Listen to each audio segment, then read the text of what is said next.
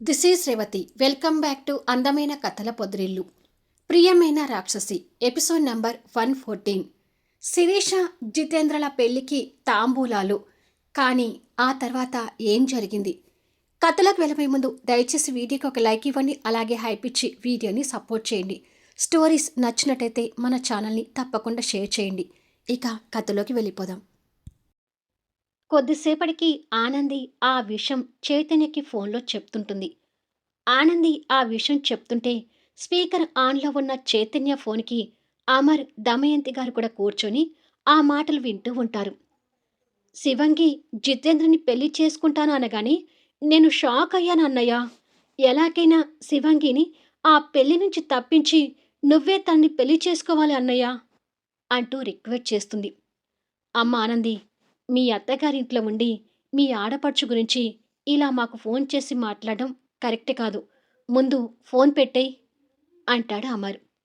మాట్లాడకపోతే మీకు విషయం ఎలా తెలుస్తుంది మావయ్య? ప్లీజ్ మావయ్య, ఏదో ఒకటి చేసి అన్నయ్య పెళ్ళి శివంగితో జరిగేలా చూడండి అని అంటుంది. ఆనంది అంటూ నందిత అరుపు గట్టిగా వినిపించేసరికి ఆనంది వెనక్కి తిరిగి చూస్తుంది. నందిత అలా అరవటం ఫోన్లో ఈ ముగ్గురికి కూడా వినిపించి కంగారు పడుతుంటారు. నాకు కోడలై ఉండి నా కూతురికి ద్రోహం తలపెట్టాలని చూస్తున్నావా అంటూ నందిత కోపడుతుంది. ద్రోహం కాదు బొమ్మ, నేను శివంగి మేలు కోరే ఇదంతా మా వాళ్ళకి చెప్తున్నాను అంటుంది ఇన్నోసెంట్గా. నందిత కోపంగా తన దగ్గరకొచ్చి ఫోన్ తీసుకుని కట్ చేస్తుండగా అశ్విన్ కూడా అక్కడికి వస్తాడు. కట్ అయిన ఫోన్ చూసి అమర్ కంగారు పడుతూ, అందుకే ఆనందిని మాట్లాడొద్దని చెప్పాను. ఇప్పుడు చూడు, వాళ్ళ అత్తగారికి తన మీద ఎంత కోపం వచ్చిందో అని అంటాడు అమర్. ఆనంది నా మంచి కోరి చెప్పడం కోసమే ఫోన్ చేసింది మావయ్య. కానీ ఇప్పుడు వాళ్ళ అత్తగారు తన్ని ఏమంటుందోనని నాకు కూడా కంగారుగానే ఉంది అంటాడు చైతన్య. ఏమైనా ఈ విషయాల్లో ఆనంది జోక్యం చేసుకోవడం మంచిది కాదు చైతన్య అని చెప్పి అమర్ బాధపడుతూ అక్కడి నుండి వెళ్ళిపోతాడు. ఒరే చైతన్య, ఆనంది ఉద్దేశమే కాదు, నా ఉద్దేశం కూడా అదే. శిరీషని నువ్వే పెళ్లి చేసుకోవాలని నా కోరిక అంటుంది దమయంతి గారు. మరి మావయ్య ఉద్దేశం ఏంటో తెలియడం లేదు బామ్మ అంటాడు చైతన్య. అమర్ బయటికి వెళ్ళటానికి షర్ట్ వేసుకుని వాళ్ళ మాటలు వింటూ వస్తూ, నీకు త్వరలో ఒక మంచి సంబంధం చూస్తాను చైతన్య. శిరీషని మర్చిపోవటానికి ప్రయత్నించు అని చెప్పి వెళ్ళిపోతాడు. వాళ్ళ మావయ్య నిర్ణయం విని చైతన్య కంగారు పడుతూ, ఇదేంటి బామ్మ, మావయ్య ఇలా మాట్లాడుతున్నాడు అని అంటాడు. కొడుకు మనసులో ఉన్న బాధ ఏంటో దమయంతి గారికి తెలుసు కాబట్టి చైతన్య అడిగిన దానికి సమాధానం చెప్పలేక మౌనంగా బాధపడుతూ ఉండిపోతుంది. ఇక్కడ అశ్విన్ వాళ్ళ దగ్గరికి వస్తూ, ఏమైందమ్మా, ఎందుకు ఆనందిని తిడుతున్నావు అని అడుగుతాడు. నీ పెళ్ళం వాళ్ళ అన్నయ్యకి ఫోన్ చేసి ఎలాగైనా శివంగిని నువ్వే పెళ్లి చేసుకో అన్నయ్య అంటూ సలహాలిస్తుంది. చూడు అశ్విన్, నీ భార్యగా ఆనంది అంటే నాకు ప్రాణం. అలా అని చెప్పి నీ భార్య ఏది చేసినా కూడా నేను భరిస్తాను అనుకోకు. నీ భార్య కారణంగా నా కూతురి పెళ్లిలో ఏదైనా ఆటంకం జరిగితే నేను సహించనని గుర్తుపెట్టుకో అని ఆనంది ముందే అశ్విన్కి కాస్త సీరియస్గా చెప్పి వెళ్ళిపోతుంది. వాళ్ళ అత్తగారు తన గురించి అంత సీరియస్గా మాట్లాడడం చూసి కాస్త భయపడుతూ, ఏంటి అమ్మా, బొమ్మ అలా మాట్లాడుతుంది అని అడుగుతుంది. మా అమ్మ మాట్లాడడం కాదు, నేను కూడా నీకు సీరియస్ వార్నింగ్ ఇస్తున్నాను ఆనంది. అమాయకంగా ఉంటూనే అతి తెలివితేటలు ప్రదర్శిస్తున్నావు. ఆ అతి తెలివితేటల్ని కంట్రోల్లో పెట్టుకో. నీ వల్ల శిరీష జితేంద్రల పెళ్లికి ఏదైనా ఆటంకం ఏర్పడితే మా అమ్మ కంటే ముందే నేను నీకు పనిష్మెంట్ ఇస్తాను. అది గుర్తుపెట్టుకొని మసులుకో అని సీరియస్గా చెప్పి అశ్విన్ వెళ్ళిపోతాడు. ఇద్దరూ అలా వార్నింగ్ ఇచ్చేసరికి ఆనంది కళ్ళలో కన్నీళ్లు తిరుగుతుంటాయి. ఇక పెళ్లి సెటిల్ అయినందుకు సూర్యనారాయణ గారు, జితేంద్ర హోమ్ మినిస్టర్తో కలిసి మందు పార్టీ చేసుకుంటూ ఉంటారు. ఏమైనా ఆ శిరీష నాతో పెళ్లికి ఒప్పుకుంది అంటే అది మీ వల్లే అంకుల్. ఆ చైతన్య తన ఫ్రెండ్తో శిరీష గురించి మాట్లాడిన వీడియో మాకు చాలా లాభం తెచ్చిపెట్టింది. మాకు పెళ్లి జరగబోతుంది అంటే ఆ వీడియో వలనే. లేదంటే శిరీష ఎట్టి పరిస్థితుల్లో కూడా ఆ చైతన్యని కాదని నాతో పెళ్ళికి ఒప్పుకోకపోయేది అంటాడు జితేంద్ర. అది నిజమే హోమ్ మినిస్టర్ గారు. మా అబ్బాయి కోరుకున్న ఆ అమ్మాయితో వివాహం చేసుకోబోతున్నాడు అంటే మీరు చేసిన సహాయం మాకు చిన్నది కాదు అంటాడు సూర్యనారాయణ మందు తాగుతూ. ఇంతకీ ఆ వీడియో అసలు ఎవరు తీశారు అంకుల్ అని అడుగుతాడు జితేంద్ర. ఎవరో ఒకరు తీశాలే జితేంద్ర. ఫైనల్‌గా శిరీష నీతో పెళ్లికి ఒప్పుకుంది. సంతోషం. మీ పెళ్లి అయిపోయాక ఇక పెద్ద పార్టీ చేసుకుందాం అంటాడు హోమ్ మినిస్టర్ సంతోషపడుతూ. తప్పకుండా అంకుల్. అంతేకాదు అంకుల్. నాకిప్పుడు ఆ శిరీష మీద ప్రేమ కన్నా ఎక్కువ పగే ఉంది. ఈ పెళ్ళైతే తన మీద ఆ పగ తీర్చుకుంటాను అని అంటాడు శిరీష మీద కోపంతో. శిరీష మీద నీకు పగేమిట్రా అని అడుగుతా సూర్యనారాయణ. ఆ శిరీష మామూలుగా నా ప్రేమ ఒప్పుకొనుంటే నేను కూడా తన్ని లైక్ చేసేవాణ్ణి నాన్న. కానీ ఆ చైతన్య కాకపోతే నన్ను అన్నట్టుగా నన్ను ఒక ఆప్షన్‌గా ఎంచుకొని పెళ్ళికి ఒప్పుకుంది. అది నాకు నచ్చటం లేదు. అందుకే తన మీద ఇప్పుడు ప్రేమ కన్నా పగ, ప్రతీకారమే ఎక్కువగా ఉంది అని అంటాడు శిరీష మీద కోపంతో కల్లెర చేస్తూ. అయితే నాకింకా మంచి జితేంద్ర. ఆ నందితకి, ఆ అమర్‌కి ఎప్పుడూ ప్రశాంతత అనేది ఉండకూడదు. నువ్వాళ్ళ కూతుర్ని బాధ పెడుతుంటే, అది చూసి ఆ నందిత, అమర్ కన్నీళ్లు కార్చాలి. అది నేను చూడాలి అంటాడు హోమ్ మినిస్టర్. ఖచ్చితంగా చూస్తారంకుల్. ఈ పెళ్లి కానివ్వండి.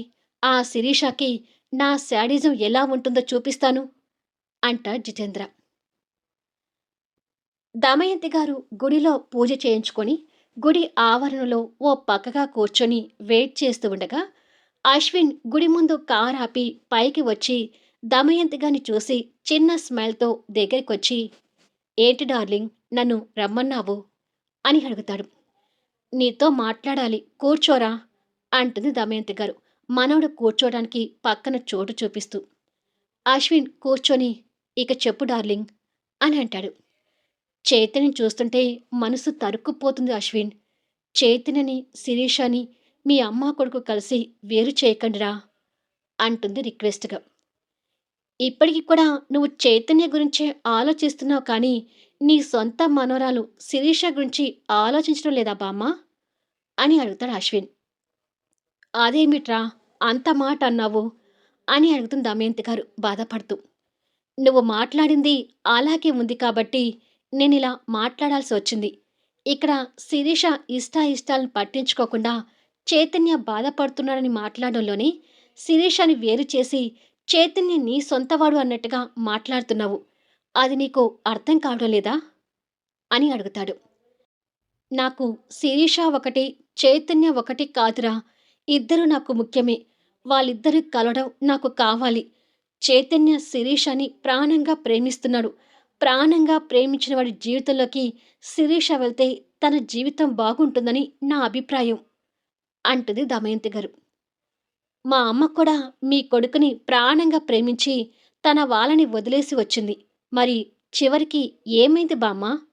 అని అడుగుతాడు కాస్త కోపంతో. ప్రతిదానికి మీ అమ్మానాన్నలతో ముడిపెట్టకురా.